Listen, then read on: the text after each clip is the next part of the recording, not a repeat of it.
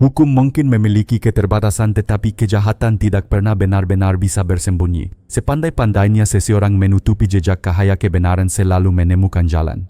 Kisah hari ini membawa kita ke sebuah desa di Kabupaten Brebes, Jawa Tengah, daerah yang dikenal dengan sawah luas, sungai kecil dan masyarakat yang masih saling mengenal erat. Tanggal 19 Mei 2022 pukul 14.30 pos jaga Polsek Brebes menerima sebuah telepon anonim. Suara di ujung sana terdengar terengah-engah seperti seseorang yang tengah diliputi rasa takut. "Halo polisi, tolong cepat ke rumahnya Pak Harto. Beberapa hari ini dari sana tercium bau aneh sekali seperti ada sesuatu yang membusuk. Saya takut Pak, sangat takut." Lalu sambungan terputus begitu saja. Petugas jaga langsung menyadari laporan ini tidak main-main.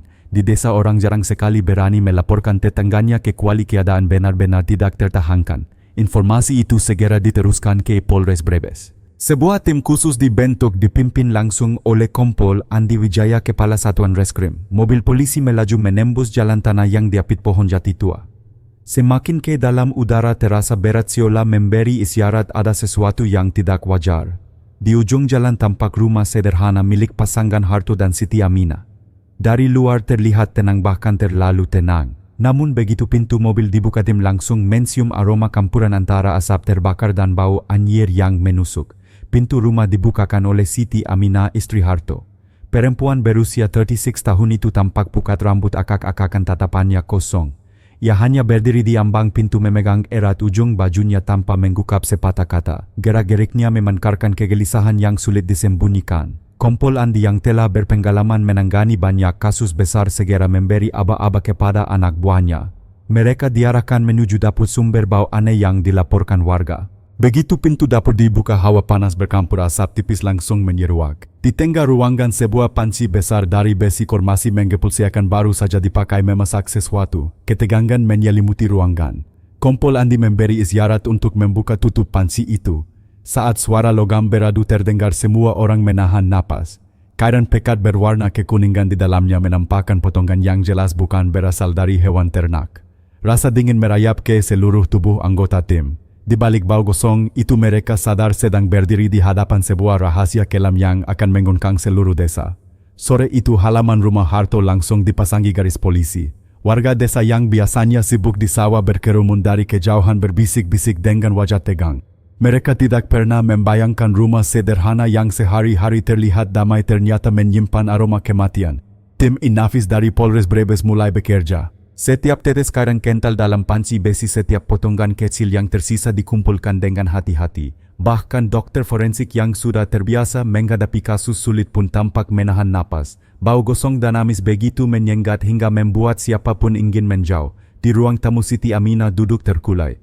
Tangannya saling menggenggam erat, jemari tampak memutih. Setiap kali ditanya, ia hanya menunduk menggeleng perlahan. Tidak ada kata keluar dari bibirnya, hanya keheningan yang menambah beban suasana. Kompol Andi memperhatikan dengan seksama. Ia tahu keheningan semakam itu seringkali menyimpan lebih banyak cerita daripada ribuan kata. Sementara itu polisi juga memanggil saksi utama, seorang tetangga bernama Pak Slamet. Dialah yang menelepon polisi secara anonim. Wajahnya masih pucat ketika menceritakan pengalamannya. "Sudah seminggu ini bau aneh dari dapur rumah Harto menyengat sampai ke kebun saya. Padahal mereka sudah lama tidak memelihara hewan." "Saya tanya Bu Siti, katanya masak sisa makanan buat unggas. Tapi saya orang desa puluhan tahun masak, belum pernah ada makanan yang aromanya seperti itu." Hati saya bilang ada yang tidak beres. Kesaksian itu membuat suasana tambah menegang. Petugas menyadari tidak ada alasan logis untuk menyalakan api berhari-hari hanya demi merebus sisa makanan. Ada sesuatu yang lebih besar tersembunyi di balik asap dapur tersebut. Malam mulai turun, lampu sorot polisi menerangi setiap sudut rumah. Di dapur, panci besar itu kini sudah kosong, isinya dibawa ke laboratorium. Namun bayangan menyeramkan masih menempel di dinding ruangan. Sementara di ruang interogasi darurat yang didirikan di kantor desa, Siti Amina tetap bungkam. Matanya sayu sesekali bergetar tetapi bibirnya terkunci rapat. Kompol Andi memutuskan untuk tidak menekan terlalu keras. Ia hanya meletakkan sebuah ponsel butut yang ditemukan di bawah bantal kamar tidur. Setelah dihidupkan dan diperiksa, layar menampilkan riwayat pencarian yang membuat bulu kuduk merinding. Bagaimana cara menghilangkan mayat pada pakat tulang bisa hancur kalau direbus lama? Bau apa yang timbul jika daging dibakar? Ruangan seketika hening. Semua orang yang hadir menyadari bahwa mereka kini menghadapi sebuah kasus yang jauh lebih kelam daripada dugaan awal. Malam semakin larut ketika interogasi darurat di kantor desa berlanjut. Lampu neon berkelip-kelip bayangan panjang jatuh di dinding ruangan. Siti Aminah duduk kaku menunduk dalam seperti hendak bersembunyi di balik diamnya. Kompol Andi duduk di seberang tidak menekan, hanya menatap dengan tatapan tenang. Ya sudah lama tahu memaksa seseorang yang menyimpan trauma seringkali hanya membuat mereka semakin menutup diri. Aminah, suaranya lembut, saya tidak ingin menakut-nakuti. Kami hanya ingin tahu apa yang sebenarnya terjadi di rumahmu. Beberapa menit berlalu tanpa jawaban. Hanya terdengar suara detik jam tua di dinding. Lalu perlahan pundak Aminah bergetar. Ia menutup wajah dengan kedua tangan, tubuhnya gemetar hebat. Saya tidak tahan lagi, bisiknya hampir tak terdengar.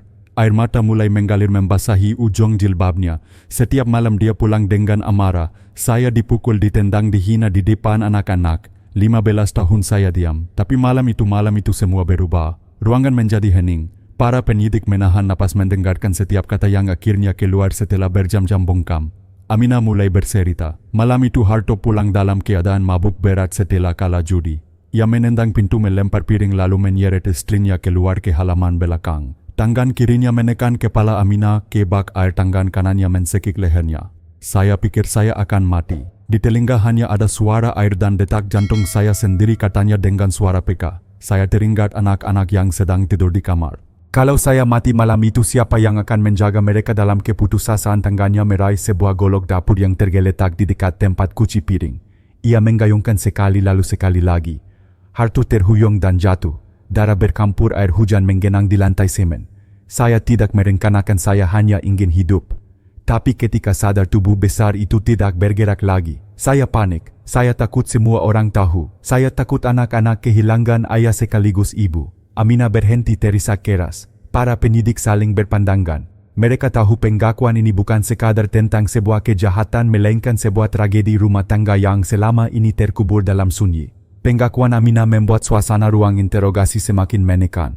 Para penyidik saling berpandangan seolah mencari jawaban di balik kesunyian.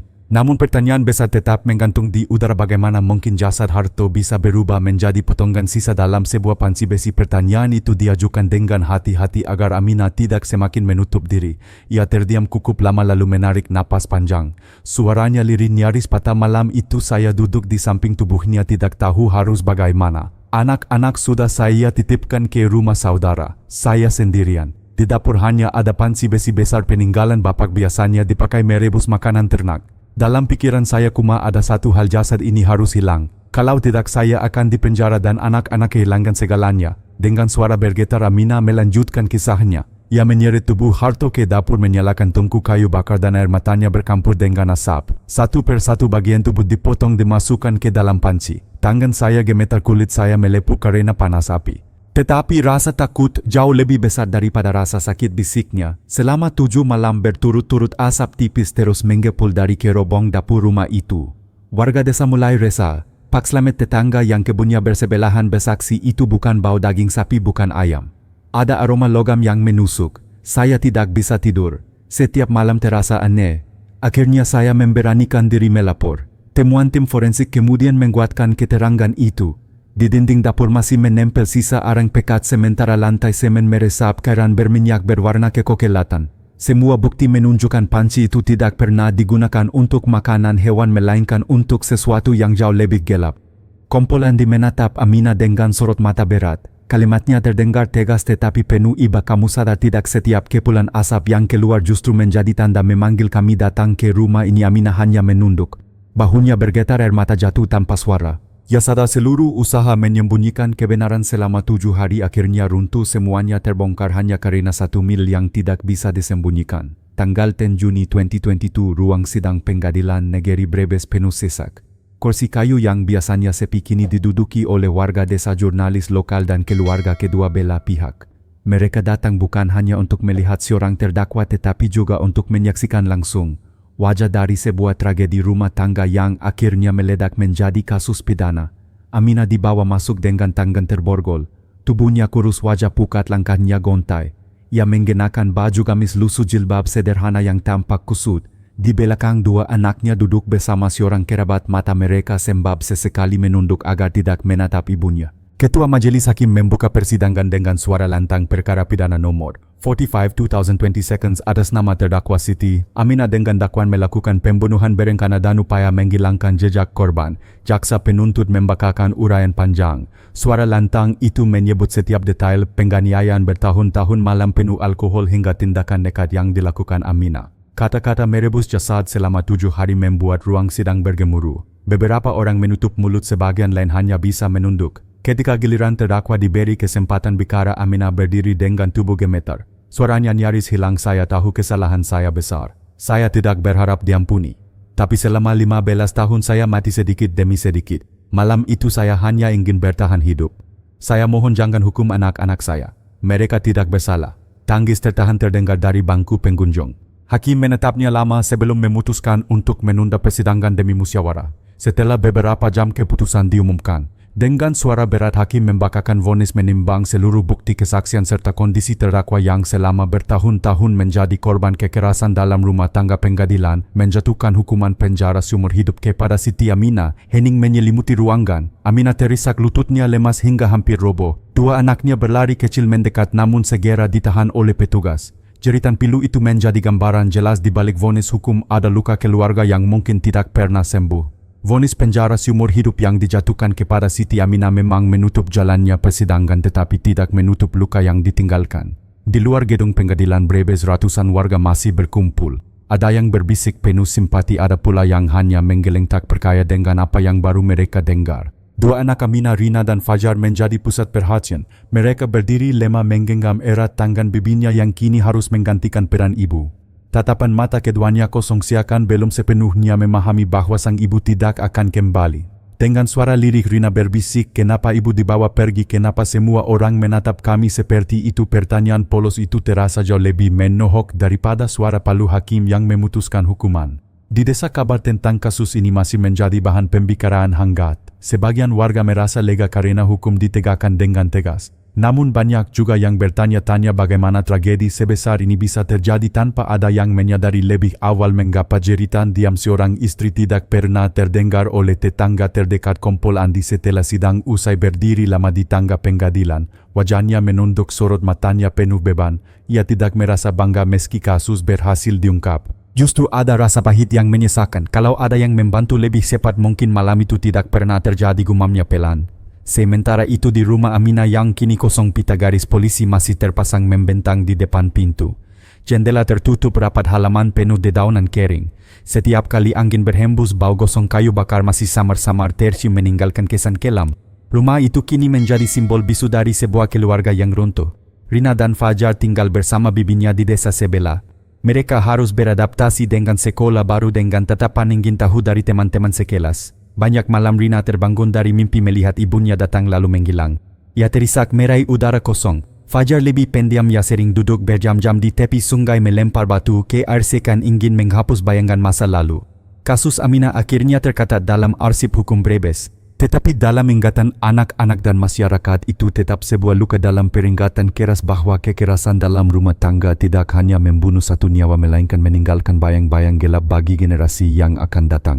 Kasus Siti Aminah akhirnya resmi ditutup. Arsip hukum mencatatnya sebagai salah satu perkara paling menggemparkan di Brebes. Namun bagi masyarakat dan keluarga yang ditinggalkan, kisah ini bukan sekadar catatan hitam melainkan cermin pahit yang memantulkan wajah sebenarnya dari kekerasan dalam rumah tangga. Selama 15 tahun Aminah memilih diam. Ia percaya bahwa sabar adalah jalan keluar, tetapi diam justru menjadi jerat yang perlahan mensekik. Malam penuh amarah, pukulan demi pukulan, semua ditelan dalam sepi. Hingga akhirnya sepi itu meledak menjadi tragedi. Pelajaran pertama yang tampak jelas, kekerasan domestik bukanlah urusan pribadi semata. Banyak tetangga mengaku sering mendengar keributan tetapi menganggapnya masalah rumah tangga yang tidak pantas dicampuri. Justru sikap itulah yang membuat korban merasa benar-benar sendirian. Jika ada satu tangan yang terulur lebih awal, mungkin jalan hidup Aminah tidak berakhir di balik jeruji. Pelajaran kedua, anak-anak adalah saksi bisu yang paling menderita. Rina dan Fajar harus tumbuh besar dengan bayangan gelap masa lalu. Mereka bukan hanya kehilangan ayah tetapi juga terpisah dari ibu. Trauma itu bisa memberas seumur hidup kecuali ada kasih sayang dan perhatian yang cukup untuk menyembuhkan. Pelajaran ketiga, hukum memang tegas tetapi pencegahan jauh lebih penting. Aparat tokoh masyarakat bahkan keluarga besar memiliki peran untuk tidak menutup mata. Sosialisasi tentang kekerasan rumah tangga, jalur pelaporan yang aman serta dukungan psikologis bagi korban harus diperkuat. Kompol Andi dalam wawancara terakhir berkata hukum bisa menghukum pelaku tetapi hukum tidak bisa menghapus luka yang sudah terlanjur dalam. Karena itu jangan biarkan korban menunggu sampai segalanya terlambat. Malam jatuh di desa kecil itu, rumah Aminah tetap sunyi, jendelanya tertutup hanya menyisakan kenangan pahit. Namun dari sunyi itu masyarakat belajar bahwa diam bukanlah emas bila nyawa menjadi taruhannya. Diam justru bisa menjadi awal dari sebuah tragedi. Kasus Siti Aminah memberi kita satu pelajaran penting: kekerasan dalam rumah tangga tidak pernah boleh dianggap sebagai urusan pribadi semata. Diam hanya akan membuat luka semakin dalam dan pada akhirnya bisa meledak menjadi tragedi. Jika ada satu tetangga, teman atau anggota keluarga yang lebih peka dan berani menolong lebih awal, mungkin jalan hidup Aminah tidak akan berakhir di balik jeruji besi. Dalam kehidupan sehari-hari kita harus lebih peduli terhadap lingkungan sekitar. Jangan menutup mata jika ada tanda-tanda kekerasan, teriakan yang tertahan atau wajah penuh luka yang selalu berusaha disembunyikan. Kadang satu kata dukungan atau satu tangan yang terulur bisa menyelamatkan masa depan seseorang. Jika Anda merasa kisah ini memberi makna dan pelajaran berharga, silakan tekan tombol like, bagikan kepada teman-teman Anda dan jangan lupa subscribe agar tidak ketinggalan cerita-cerita berikutnya.